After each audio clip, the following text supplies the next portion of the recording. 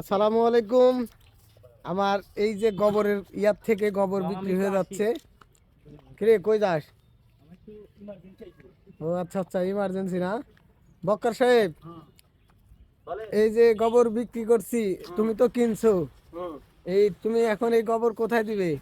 আমি জমিতে দিব। হ্যাঁ, হ্যাঁ, এদিকে একটু দেখো, খালি কাজই করো না, কাজ করার কথা কও, সমস্যা নাই। আমি জমিতে দিব উর্বরতা শক্তি বৃদ্ধি করার জন্য। হ্যাঁ, এটা কোন জমিতে দিচ্ছ, কিসের জমিতে? এখন পতিত পালা দিয়ে রাখতেছি, রসুন তোলার পরে এগুলা ভুঁয়ে ছিটাই দেবো। ও, এখন হলো পতিত জমিতে। হ্যাঁ, মানে এক জায়গায় পালা দিয়ে রাখতেছি, ও পরে এটা আচ্ছা জমি আচ্ছা, ছিটাই দেবো। রসুন তোলার পরে রসুন আছে। রসুন আছে না? রসুন হ্যাঁ, তো সেই বাম্পার হয়েছে। হয়েছে ইনশাল্লাহ, মোটামুটি ভালো হ্যাঁ, বিলের সেরা রসুন তোমার, তাই না? আছে। আল্লাহর রহমতে ভালো আছে মোটামুটি। জমির উর্বর শক্তি বাড়ানোর জন্য তুমি এগুলা কিনে নিছো, তাই না? হুম, একদম পুরাটা না?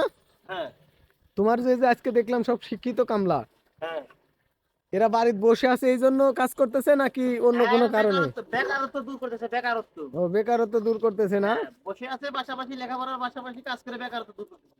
Fine fine. আমাদের বক্কার সাহেব একজন শিক্ষিত মানুষ, উনি চাকরি বাকরি করে নাই। উনি মূলত কৃষির সাথে আর কি, তার জমি যাতে অনেক ছিল, তারপরে তার মোটর ছিল।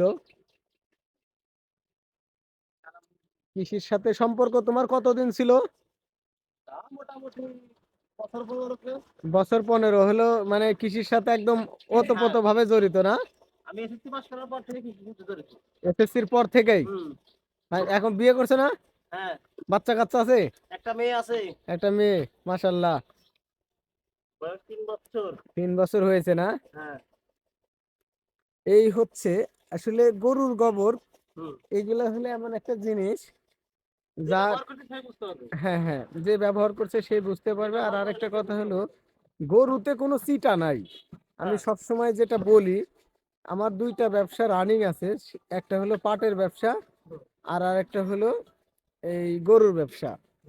আরেকটা ব্যবসা আছে মাছের ব্যবসা, মাছটা খুব একটা ভালো আমি করতে পারি নাই। এই যে শিক্ষিত লোকেরা চলে আসছে। হ্যাঁ, এই হচ্ছে আমার শিক্ষিত মামা। হ্যাঁ, মামা। হ্যাঁ, মামা আমার কাজ করতেছে। শুধু মামা না, আরেকজন আছে। এরা লোক নাই আর কি, যার কারণে এরাই নিজেরাই কাজে নেমে পড়ছে। দুই একদিন যাই, কাজ চলুক, ভালোই চলবে নি। মামা, আল্লাহ হাফিজ। খাইছো মামা, রুটি খাইছো? ঠিক আছে, ভালো থেকো, সুস্থ থাকো। আল্লাহ হাফেজ। আপনারা সবাই ভালো থাকবেন, সবার প্রতি শুভকামনা জানিয়ে আজকের মতো এখানে বিদায় নিচ্ছি। আল্লাহ হাফেজ, আসসালামু আলাইকুম।